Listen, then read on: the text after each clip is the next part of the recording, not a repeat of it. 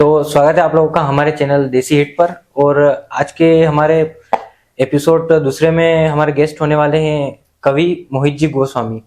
जो उनका मतलब ऐसा रहा है कि उनका करियर किसी एक ही क्षेत्र में नहीं रहा है। वो यूट्यूबर भी हैं, कवि भी हैं। वो खुद का एक स्टूडियो जिसका नाम है कुमकुम स्टूडियो। तो चलिए उनसे बात करते हैं। जय सीताराम। जय सीताराम, स्वागत है आपका हमारे चैनल पर। Thank you. मेरा नाम मोहित गोस्वामी है। जैसे कि वैसे तो क्या है कि कैरियर तो ठीक है, जैसे भैया ने बताया सभी का अपना अपना रहता ही है शुरू से, कौन किस फील्ड में जाता है, कौन किस फील्ड में जाता है। किंतु बहुत बार क्या है कि आदमी मजबूरियों के और जिम्मेदारियों के कांधे तले भी दब जाता है, तो उससे भी बहुत ज्यादा वो, जैसे कि क्या कहते हैं अपन की, मान लो शुरू से जैसे अपन जिस उम्र में आते जाते हैं और प्रारंभ से ही अपन चाहते हैं कि यार अपन इस फील्ड में जाएंगे, अपना लक्ष्य निर्धारित होता है। किंतु बहुत बार क्या होता है कि हम निकलते निकलते ऐसी जगह निकल जाते हैं कि वो लक्ष्य तो हमारा कहीं रह जाता है और हम दूसरी जगह चले जाते हैं। ऐसा ही बहुत बार मेरे साथ भी हुआ है। तो एक वो कारण भी रहा है कि ये जो निम्न गतिविधियां जो है ये उसी का परिणाम है। और जैसा कि बताया तो बहुत सारी चीजें रहती है। तो सबसे पहले तो अगर मैं बताना चाहूँ आपको, तो मेरा तो शुरू से एडिट का काम रहा है। तो शुरू से उसका शौक भी रहा है एडिट का। तो बचपन से ही फोटो का वगैरह का ये थोड़ा सा मुझे एडिटिंग का चस्का लग गया था, तो मुझे लगा कि यार थोड़ा सा इस लाइन में जाना बेटर है। वैसे आदमी का क्या लक्ष्य निर्धारित रहता है, किंतु मैंने शुरू से ही ऐसा देखा है कि आदमी अगर जहाँ जाना चाहे वहां जा नहीं सकता। और अपन क्या है कि मध्यम वर्गीय परिवार के लोग हैं, तो अपन चाहकर भी वो काम नहीं कर सकते। मेरा शुरू से मेडिकल लाइन में जाने का सपना था। मेरा मन था कि यार मैं एमबीबीएस करूं। मैं क्या, जब छोटा था पापा के साथ अस्पताल गया तो वहां मैंने बहुत सारे मरीजों को ऐसे देखा, तो मेरे को ऐसा लगा कि यार इसमें थोड़ा सा कैरियर भी है और इस फील्ड में अच्छा काम भी है और लोग अच्छा भी कहते हैं। तो मेरा मन था कि यार अपन एमबीबीएस करेंगे। तो मैं जैसे 12th यहाँ से एग्जाम फाइट करके 1 महीने की क्रैश कोर्स के लिए जैसे गया, तो मुझे खुद यकीन नहीं हुआ उस समय। क्या है कि जब अभी तो क्या है, जैसे नीट के नाम से एग्जाम चलती है, उस समय पीएमटी के नाम से चलती थी। तो मैंने पीएमटी का जो क्रैश कोर्स है 1 महीने में फाइन कर दिया। और उस समय 452 नंबर का कट ऑफ था ओबीसी के लिए, तो मैंने कट ऑफ से पार कर लिया। मेरे को कॉलेज भी मिल गया, सब कुछ हो गया था। लेकिन वो कहते हैं ना कि किस्मत के आगे अगर वो हो तो अपन भी कुछ नहीं कर सकते।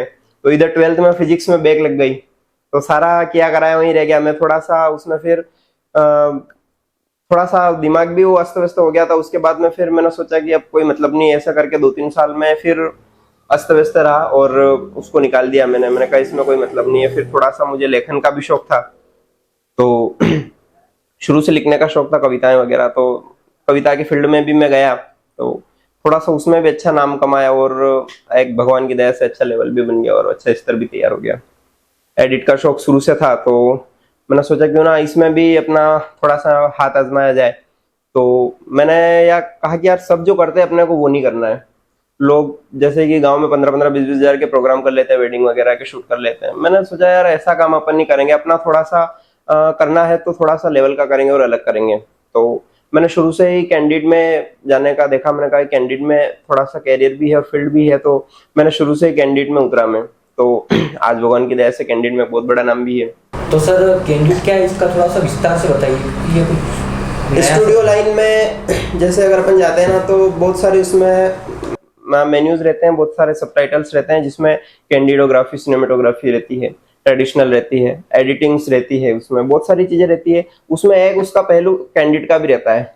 कैंडिड में ऐसा सिस्टम है कि कुछ सबसे अलग करके दिखाना, वो कैंडिड है। सीधी सादी अगर भाषा में अगर मैं आपको बताऊं तो सबसे अलग करके दिखाना, उसके लिए बहुत सारे लेंसों की जरूरत होती है और बहुत सारी कलाकारी की उसमें जरूरत होती है, नेचुरलिटी की जरूरत होती है, बहुत सारी चीजें रहती है। उसको अपन कैंडिड कह सकते हैं वैसे। तो मतलब आपकी सबसे स्टार्टिंग जर्नी कौन सी रही है? मतलब कि जैसा एक वो होता है कि आप जैसे भी आपने 12th की, जैसा आपने बताया, उसके बाद ही आपने स्टूडियो स्टार्ट किया या कुछ पहले आपने कविताएं लिखी? नहीं, 12th से पहले भी मैं एडिट में तो था। 7th 8th क्लास से मैं एडिट में था। छोटी मोटी एडिटिंग का शौक शुरू से ही, तो एडिट का तो शुरू से ही मामला था ही था। तो चल ही रहा था वो तो मामला। उसके बाद में धीरे धीरे फिर जैसे 12th खत्म करी, उसके बाद में फिर स्टूडियो लाइन में आ गया मैं। और उसके बाद में जैसे जैसे थोड़ा सा फिर मैंने वो उधर से मामला थमा कि यार वो अपने बेके कागज वो मामला जैसे खत्म करा अपनों ने। उसके बाद मैं थोड़ा निराश हो गया, हताश हो गया। उसके बाद मैंने कहा यार क्या कर, अब कुछ करने से कोई मतलब है नहीं है, सारा काम अपन एंड करते हैं, अब कोई मतलब नहीं है। मेरे को ऐसा लग रहा था कि यार अब किसी चीज में कैरियर नहीं है, क्योंकि जो लक्ष्य अपनों ने निर्धारित कर रखा है उस लक्ष्य से अपन बिल्कुल आउट आ गए और अपन वहां तक अब जा भी नहीं सकते। तो साथ में कुछ 2-4 फ्रेंड थे, तो उन्होंने कहा कि यार, फिर उन्होंने मेरे को एक लाइन कही थी कि लक्ष्य ना ओझल होने पाए, कदम बढ़ाते चल, मंजिल तेरे पग चूमेगी आज नहीं तो कल। तो मुझे बहुत ज्यादा थोड़ा सा उससे मोटिवेशनल मिला और मैंने कहा कि यार अगर ये लोग चाह रहे हैं और ये करना चाह रहे हैं तो मैं क्यों नहीं कर सकता। तो फिर मैंने भी प्रयास किया और फिर मैं थोड़ा सा मैंने कहा चलो अपन अगर इस फील्ड में है तो अपन थोड़ा सा हिंदी में ही जाएंगे। तो फिर मैंने ग्रेजुएशन हिंदी साहित्य से ही करी और अभी पोस्ट ग्रेजुएशन भी मेरा हिंदी साहित्य से ही है। तो मतलब आपका नीट से कवि तक का सफर में मतलब कौन ऐसा आपका फ्रेंड या फैमिली सपोर्ट कैसा रहा है? देखिए, अगर फैमिली सपोर्ट की बात करें तो शुरू से फैमिली सपोर्ट इतना रहा नहीं है। एक खैर जैसे दादाजी पिताजी सारे जागीरदार लोग हैं और सब है, लेकिन इस फील्ड में जाने से सारे लोगों ने हाथ ऊंचे कर दिए थे।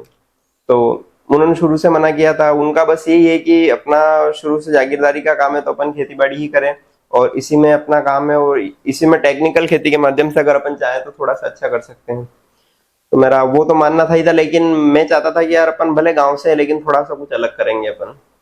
तो जो जो स्टूडेंट मतलब ऐसा देखा जाता है कि जो स्टूडेंट नीट की तैयारी कर रहा है वो नहीं कर सकता तो कुछ ना कुछ तो मतलब मेडिकल स्टोर या खोल के बैठ जाता है। आपने ऐसा क्यों नहीं सोचा?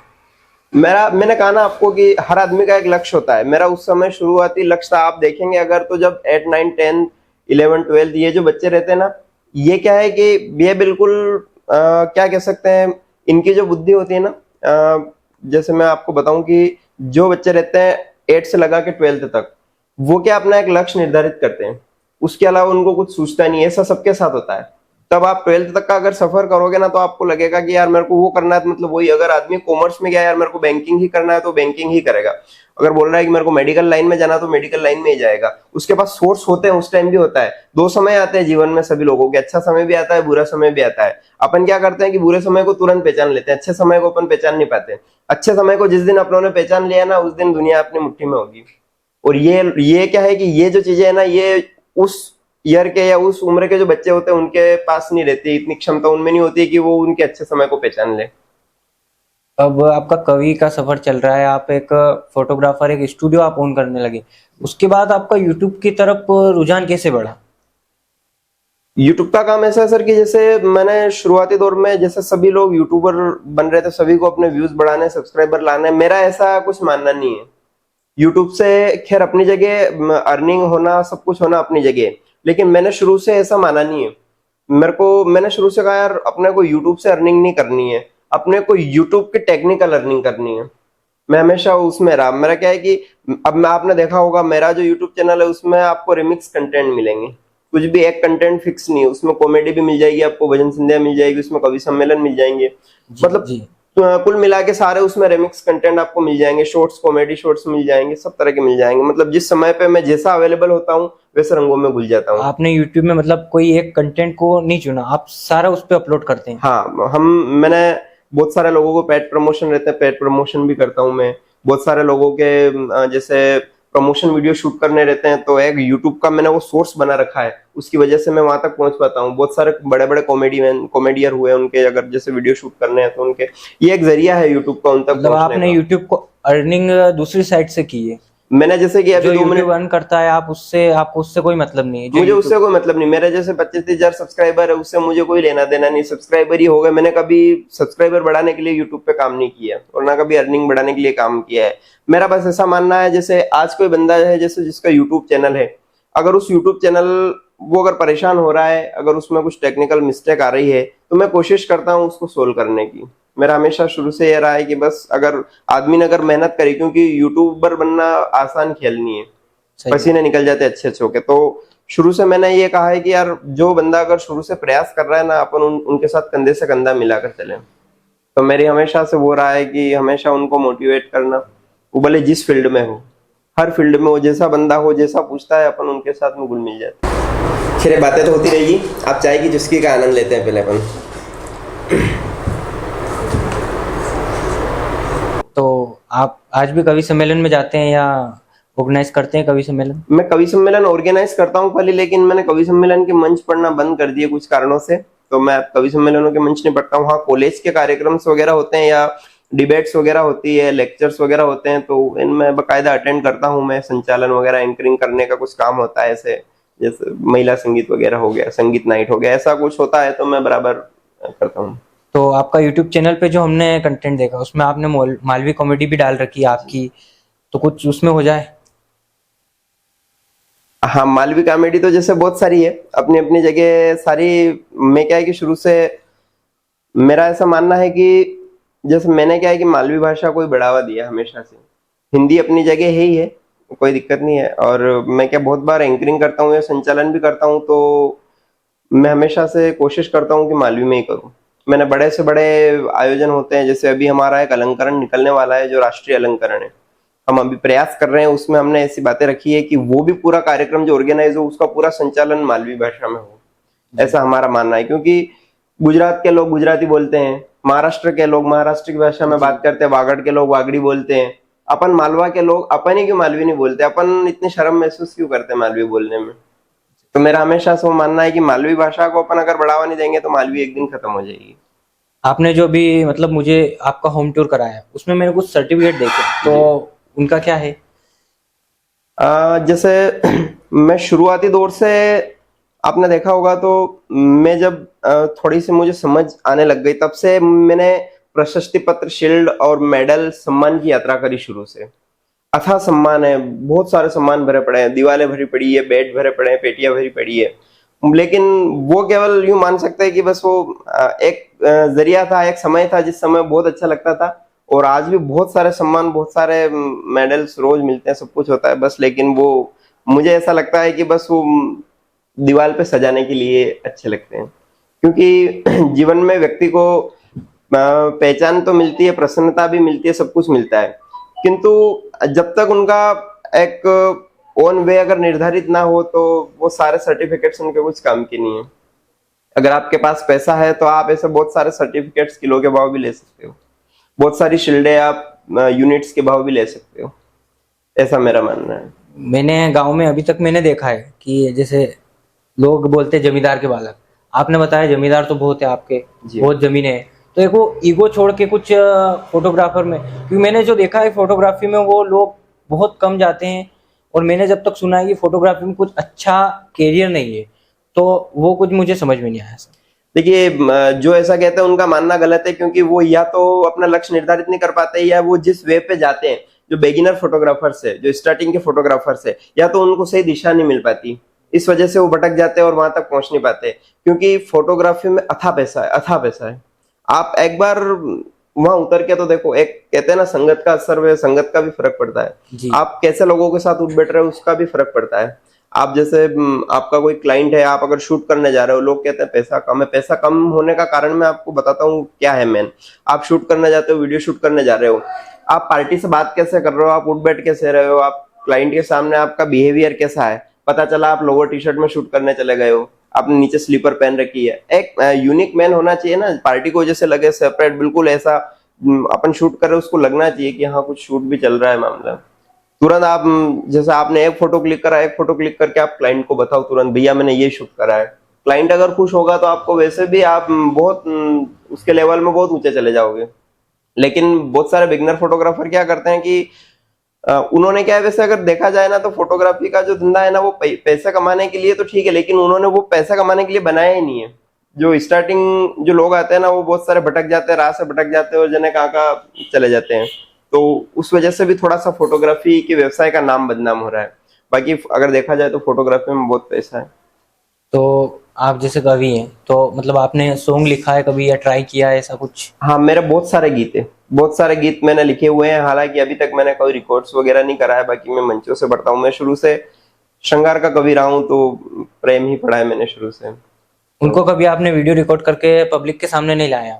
हाँ, ऐसा मैंने अभी तक ऐसा कुछ करा नहीं। कभी कभार ऐसा मन में आता है तो मैं कर लेता हूँ कभी कभार, बाकी बहुत बार संग्रहण मेरे पास बहुत सारा, लेकिन मैंने ऐसा कभी मतलब सोशल मीडिया पे मिल तो जाएंगे आपके एक दो गीत? हाँ बिल्कुल मिल जाते हैं, फेसबुक वगैरह पे, ऐसे यूट्यूब पे मिल भी जाते हैं। बाकी मैंने बहुत कोशिश कम करता हूँ मैं। जैसे हमारा मेरा एक ऐसे ही कोरोना में लॉकडाउन जब हुआ था, तो मैंने ऐसे ही जब सब लोग लाइव आ रहे थे तो मैं भी लाइव आया। उस समय सारे कवि लोग लाइव आ रहे थे तो मैं भी लाइव आया।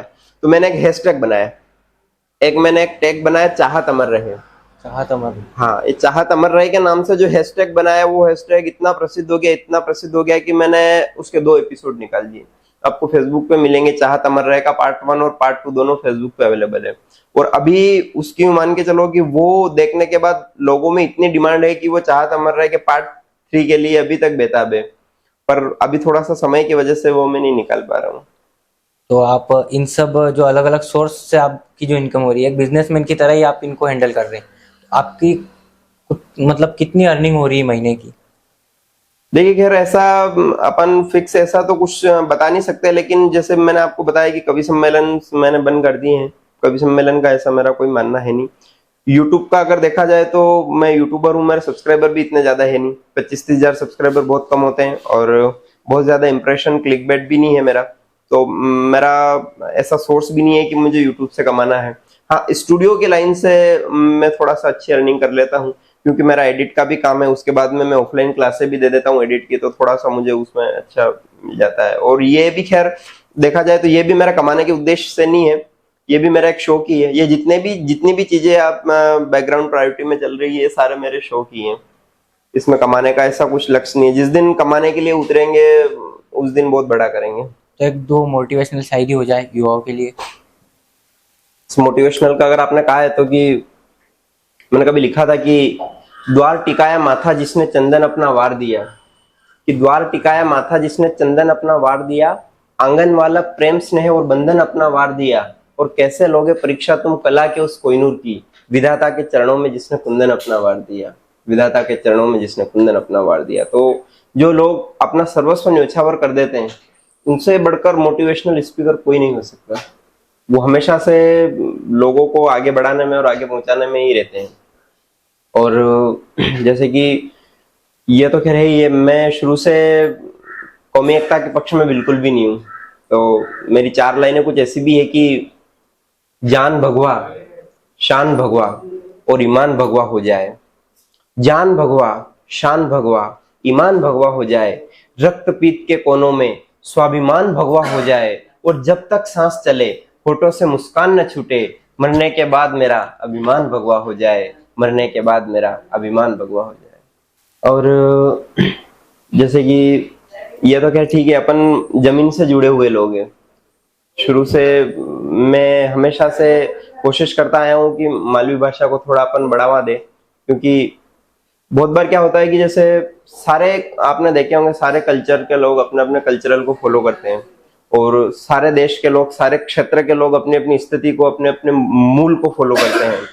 तो इस प्रकार से बहुत बार क्या होता है कि वो तो अपना काम कर रहा है, लेकिन अपने को हमेशा उसमें शर्म आती है। जैसे अपन चाह रहे कि यार अपन मालवी भाषा में बात कर रहे हैं, मालवी बोल रहे हैं, सामने वाला अपनी हंसी उड़ाएगा, अपन हंसी के पात्र बन के रह जाते हैं। उसका कारण ये है, अब जैसे आप देखो वागड़ के बहुत सारे ऐसे यूट्यूबर, मेवाड़ के ऐसे बहुत सारे यूट्यूबर है जो मेवाड़ी भाषा में बात करते हैं, और उनके मिलियन मिलियन में सब्सक्राइबर और मिलियन में व्यूज आते हैं, क्योंकि उन्होंने अपने हमेशा से अपनी बोली को, अपनी भाषा को हमेशा से ऊंचे पायदान पे रखा। तो मेरा भी शुरू से ऐसा ही रहा है कि अपन मालवी भाषा को थोड़ा सा बढ़ावा दें। तो मालवी में मैंने लिखा था कि आप ही गामड़ा कहानी तो काजू बादाम ने गोरो ठपकारा, क्योंकि ये कि बिल्कुल जमीन से जुड़े था का लोग कि आप ही गामड़ा कहानी तो काजू बादाम ने गोरो ठपकारा, सीजन पे आको राको मटर को बोरो ठपकारा, नहीं सीटिया वाला तो चाउमीन मंचूरियन ने मोमोस खावे, अपने तो ये सीजन आवे ये उम्बिया ने ये होरो ठपकारा। तो जैसा कि आपने बताया मालवी का, तो मालवी में जो एक टीम आरजे 35 के नाम से जो बहुत फेमस चल रहे हैं अभी, और आप उनका इंटरव्यू लेने भी गए थे, तो उसमें आपका क्या अनुभव रहा वो बताइए। जैसे कि सर कही है कि तुम थोड़ी सी मालवी में बात करूंगा। बिल्कुल बिल्कुल। मतलब जैसे कि ये शुरू से मैं कोशिश करी कि जो अच्छा लोग है बढ़ाना, हमेशा से भी अपने पास में रहना चाहिए। तो बहुत बार कही है कि घने लोग ऐसा रहे, आप आसपास गांव का लोग भी आपने देखा जावे, गांव के लोग में अक्सर आप ही कही करा कि एक दूसरे से जुड़े तक आ रहा आप ही। तो अभिषेक शौकीन शुरू से दो ही बढ़िया अच्छी मित्रता और अच्छा व्यवहार का भी लोग है, और शुरू से बढ़िया मित्रता भी रही है।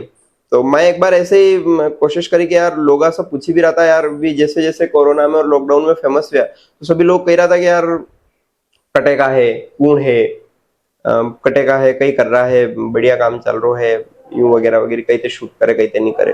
तो मैं एक बार ऐसे अभिषेक से और शौकीन से बात करी, मैं क्यों यार सभी लोग इन बारे में पूछ रहा, बहुत सारा लोग कि मैं फीडबैक देखी तो वहां को असो मामलो है कि आपके बारे में पूरा जानना होना के, क्या कि आपके बहुत सारा वीडियो पे कमेंट्स में लोग पूछे भी आप कटे दी हो, कटे वीडियो शूट करो, काई थी करो, एडिट काई थी करो। तो वनडे लाइन मैं क्यों यार एक आपकी Q&A, क्वेश्चन एंड आंसर को एक छोटो सो इंटरव्यू अपी टाइप का भी रखा।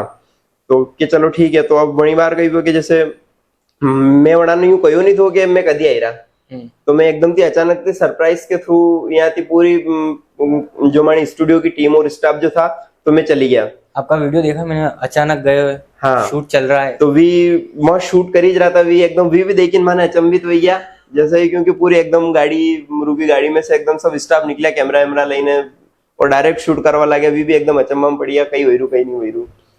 तो बड़ा को वीडियो शूट चल रहा तो बिलेश्री के पास रामदेव जी को एक मंदिर है, बटे भी वीडियो शूट कर रहा था। तो बटे जाइने पचे थोड़ी सी गपशप करी, बातचीत करी वगैरह, चाय को आनंद ली दो, और कुल मिला के प्रकृति से जुड़ी तक की और प्रकृति से जुड़े तक का सवाल जवाब को मैं खूब आनंद ली दो। तो मतलब आपको उनमें जो आप भी वीडियो देखते हैं उनके, तो सबसे बेस्ट पार्ट कौन सा लगा और उनमें कौन सा कैरेक्टर था जो आपको सबसे अच्छा लगा? देखो टीम RJ35 को वैसे तो एक्टिंग के मामला में भी वो एक बहुत बड़ा पायदान पे है, क्योंकि वास्तविक में जो एक्टिंग में, और दूसरी बात के एक्टिंग के साथ साथ एडिटिंग बहुत ज्यादा मायने रखी वीडियो में, और वन के बाद में ऑडियो, तो बड़ा की सारी चीजें एक बढ़िया अच्छी चीजें और अच्छे सेटअप के साथ में भी काम कर रहा है। बहुत बार भी मारती छोटी छोटी बातों पर राय भी लेता रहे, कैमरा एसेसरीज वगैरह में, बार कैमरो गिम्बल्स वगैरह भी उन्हें ली थी, जैसे छोटी छोटी बातों पर भी राय भी लेता रहे। एक कुशल व्यवहार का धनी और एक अच्छा आचरण का लोग तो भी है ही। अब जैसे आप पूछोगे यार बड़ा को कसो कैरेक्टर अच्छा है, तो असो एक स्पेशल कैरेक्टर तो मुझे नहीं बता पाऊं, लेकिन मन जहां तक याद है बड़ा को एक जो पार्ट आया तो ये रिश्ता क्या कहलाता है, ये रिश्ता क्या कहलाता है में जो शौकीन भाई ने जो एक्टिंग करी थी वह जबरदस्त थी। मैं हमारे टीम मेंबर की बात करी जिस तरह, तो वणा में भी कही रहा है कि वणा सबसे बेस्ट पार्ट वणा लगे वो दुकानदारों जो अभी थोड़ा टाइम पहला वो वीडियो निकली था, हाँ। वो बेस्ट लगी। तो मतलब वणा जो अलग अलग लोकेशन रहे, वही तो आप भी अलग शूट करो, तो आप लोकेशन कटे रहे गाँव में बाहर। मुझे से ज्यादातर मार कई शॉर्ट्स में शूट करूं, कॉमेडी वीडियो शूट करूं, स्टेटस ज्यादा लोगान ज्यादातर मारा स्टेटस पसंद है 30 सेकंड का, तो मैं ज्यादातर स्टेटस जो शूट करूं भी पाणत करता था का पूरे दूध काटा जाऊं उनका डंडा भी छोड़ा मिला उन्होंने कहीं करा, या फिर कूड़ा कोशो के छोटू मोटू काम आम वे मशीन वशीन चले रहा वहां अन टाइप का। मुझे ज्यादातर थोड़ा सा खेती किसानी और जमीन से जुड़े तो कुछ शूट करूं मुझे ज्यादातर। उनके लिए एग्जैक्ट ऐसी कोई लोकेशन नहीं है, जहाँ भी ठीक लगी जाए वहां मैं शूट कर लूं। बाकी ऐसो विजिबल शूट बार आज दिन तक मैं स्पेशल कभी करियो नहीं है। एक कॉमेडी को बार ऐसे ही प्रयास कर लियो तो मैं तो एक आप कभी वीडियो बार देखे होगा तो यमपुरी की यात्रा वारो एक वीडियो ऐसे शूट कर लियो तो मैं बेटा वो भी वीडियो शूट नहीं करना, तो उनके लिए कई स्क्रिप्ट नहीं थी, कई कॉन्सेप्ट नहीं थो, वो शूट मैंने खाली एक स्टेटस के लिए 30 सेकंड को शूट करना तो चलता चलता मैं चाले की दो कैमरामैन भी कोई नहीं, तो कैमरा इससे लगा इन में दो मंडिया एक मारो असिस्टेंट है राजू, तो मैं दो मंडिया ने वो वीडियो शूट कर दियो इतनी, वैसे ऐसो स्पेशली पर्पसली कहीं शूट नहीं करियो कभी। तो आपके जीवन में मतलब कभी तो ऐसा आया होगा विचार मन में भी, या जीवन में कुछ ऐसा किसी ने बताया होगा कि यूट्यूब में ही लगो, एक ही कंटेंट चलने दो, वायरल हो गए? बहुत सारे लोग आए, बहुत सारे लोगों ने मेरे को बताया भी है, और बहुत सारे लोगों ने कहा यार कंटेंट एक बनाओ, आपका कॉमेडी का कंटेंट बहुत प्यारा है, कॉमेडी के कंटेंट में ही आप उतरो, थोड़ा सा उसमें मेहनत करोगे तो उसमें बहुत अच्छा काम हो जाएगा। लेकिन किंतु दिक्कत क्या रहती है सर, एक तो मेन सबसे की समय अपने पास है नहीं, खेती बाड़ी का काम है, तो लगभग मान के चलो कि काम में से 100% में से 70% तो अपने को खेती बाड़ी में देना रहता है। सारा काम आप ही देखते हो? हाँ, लगभग हम दोनों छोटे भाई के ऊपर ही रहता है मामला, तो सारा हम ही देखते हैं। बाकी बचा है 30%, तो 30% में मुझे स्टूडियो का सेटअप भी करना रहता है, एडिट्स भी करने रहती है, क्लासेस भी देने रहती है। उसके बाद मैं थोड़ा सा मोबाइल पे भी छोटा मोटा कुछ काम कर लेता हूँ ऐसा, और इस टाइप से। उसके बीच में मेरा जैसे भी पोस्ट अंडर ग्रेजुएशन चल रहा है, तो उसमें भी थोड़ा सा मुझे ध्यान देना रहता है। मैं हिंदी साहित्य है तो थोड़ा सा मैं उधर भी ध्यान दे लेता हूँ। बाकी कवि सम्मेलन तो मैंने बंद कर दिया, लेकिन कविताएं लिखना सतत जारी है। मैं प्रतिदिन समय कैसा भी हो, मौसम कैसा भी हो, कविताएं मैं जरूर लिखता हूँ। तो सर, जो हमारे क्षेत्र के युवा हैं जो यूट्यूब में आगे बढ़ना चाहते हैं, उनके लिए कुछ आप टिप्स देना चाहें? यूट्यूबर जो भी है वो यूट्यूब को व्यवसाय के थ्रू ना देखें, उसको सोर्स ऑफ इनकम के थ्रू ना देखें। यूट्यूब में बहुत पैसा अपन मान रहे हैं, अपनी जगह सही है, आप लाखों करोड़ कमा सकते हैं, कोई दिक्कत नहीं, किंतु शुरुआती दौर में उसको बिल्कुल ऐसा ना देखें कि अपने को बस अपना सोर्स ही यही और इससे ही कमाना है। मेहनत आप पूरी करिए, आपको वीडियो डालना है। आपने अगर जैसे 3 दिन का राउंड बना रखा है कि मेरे को 3 दिन में एक वीडियो डालना है, आप लॉन्ग वीडियो शूट कर रहे हैं, 3 दिन में आप वीडियो डालिए, उसको कंटिन्यूटी रखिए, लेकिन उसके सामने बिल्कुल भी मत देखिए कि मुझे क्या रिस्पॉन्स मिल रहा है क्या नहीं मिल रहा है, उसमें मेहनत करते रहिए, लेकिन उसको सोर्स मत बनाइए। एक दिन जब अगर आप उस लेवल पे चले जाओगे तो अपने आप ही देखो क्या होता है कि यूट्यूब का ऐसा मामला है कि उसका इंप्रेशन और एल्गोरिदम कहाँ से आता है किसी को पता नहीं चलता है। हो सकता है आपका शुरुआती वाला जो वीडियो वही वायरल हो जाए और उसी से आपका सब मामला हो जाए, तो उसको ऐसे ना देखें। उसको सबसे पहले उसको बस एक छोटे मोटे कहते हैं ना साइड बिजनेस के थ्रू ऐसे देखें, ताकि थोड़ा सा ठीक रहेगा। ये तो हो गया मामला यूट्यूब का। एक और मैं कहना चाहता हूँ, जैसे बीच में आपने क्वेश्चन किया था अभी स्टूडियो वालों के लिए, तो बेगिनर स्टूडियो वाले जितने भी, उनके लिए भी मैं कहना चाहता हूँ कि जो बेगिनर स्टूडियो वाले हैं, जो स्टार्टिंग का काम करते हैं, स्टार्टिंग से शुरुआत करते हैं, लक्ष्य तक नहीं पहुंच पाते और वो हताश हो जाते हैं, तो सबसे पहले तो मैं उनको कहना चाहूंगा कि अगर स्टूडियो लाइन में उतरे हो तो स्टूडियो लाइन से स्पष्ट हो जाता है कि आप एक प्रोफेशनल वे में आप उतरे हो, तो आपको थोड़ा सा प्रोफेशनल बनने की जरूरत है। और प्रोफेशनल के साथ साथ आपका ड्रेस कोड, आपका सेटअप वैसा व्यवस्थित होना चाहिए। ऐसा नहीं हो कि अपन ऐसे ही जूते चप्पल में ऐसे उठ के चले जाए, लोअर टी शर्ट में शूट कर रहे हैं। अपना थोड़ा सा एक यूनिफॉर्म होनी चाहिए, थोड़ी फॉर्मल ड्रेस होनी चाहिए, इस टाइप का थोड़ा सा मामला अपना होना चाहिए। उसके बाद में बहुत सारे अब क्या है, जैसे जो गांव से जो फोटोग्राफर निकलते हैं ना, यकीन के साथ मैं 101% कह रहा हूँ, बहुत सारे लोग जो निकलते हैं वो लड़कियों को सेट करने के चक्कर में निकलते हैं। बिल्कुल सही। फोटोग्राफर बनते हैं इसीलिए बनते हैं कि छोरियां सेट हो जाएगी, तो ऐसा कभी भी नहीं करना है अपने को। सारे अपने अपने हिसाब से अपना अपना चलन चल रहा है, उस हिसाब से काम होते रहते हैं। लेकिन मेरा बिगिनर फोटोग्राफर से यही कहना है कि अगर आप इस लाइन में, इस वे में अगर आप आए हो ना, तो उसको अच्छी तरीके से पेश आओ, क्लाइंट से अच्छी बातें करो, अच्छी तरीके से उसको पेश आओ। कम बजट का काम मत करो, लेवल का काम करो, अच्छा काम करके दो पार्टी को। डाटा स्टोरेज के लिए अच्छी चीजें यूज करो, अच्छी हार्ड डिस्क यूज करो, तो आपको कभी कोई प्रॉब्लम नहीं आएगी और आप एक अच्छे प्रोफेशनल फोटोग्राफर बन जाओगे। तो धन्यवाद सर, आपने अपना अमूल्य समय हमें दिया, और आप आपके दर्शकों को कुछ कहना चाहेंगे? इनके चैनल के माध्यम से कहना चाहता हूँ कि सबसे पहले तो जो आपका लक्ष्य है, आप उस लक्ष्य से कभी भटकिए मत, और जो आपने लक्ष्य निर्धारित कर रखा है उस लक्ष्य को बिल्कुल सीधे वे में आप देखिए कि वो बस मंजिल अपने करीब है।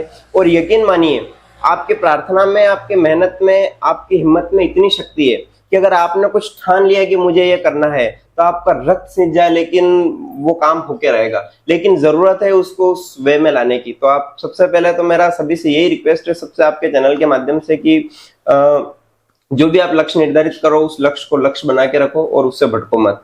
और आपका बहुत बहुत धन्यवाद। और मैं सभी से कहना चाहूंगा कि भैया का जो यूट्यूब चैनल है उसको सब्सक्राइब जरूर करें। देसी हिट के नाम से इनका यूट्यूब चैनल है, तो उसको सब्सक्राइब करें, वीडियो को लाइक करें, शेयर करें, और इस वीडियो को ज्यादा से ज्यादा शेयर करें। और मेरे चैनल की लिंक भी भैया डिस्क्लेमर में आपको दे देंगे, तो उसको भी आप विजिट कर सकते हैं। तो मैं दर्शकों से ये कहना चाहूंगा कि अगर आपका कुछ स्टूडियो से लेकर यूट्यूब से रिलेटेड कुछ भी आपके मन में कुछ भी सवाल हो, तो आप कमेंट बॉक्स में कमेंट करें। हम भैया से वो कमेंट खुद हम पूछेंगे, उन सवाल का जवाब लेकर हम खुद अगला वीडियो बनाएंगे। Thank you.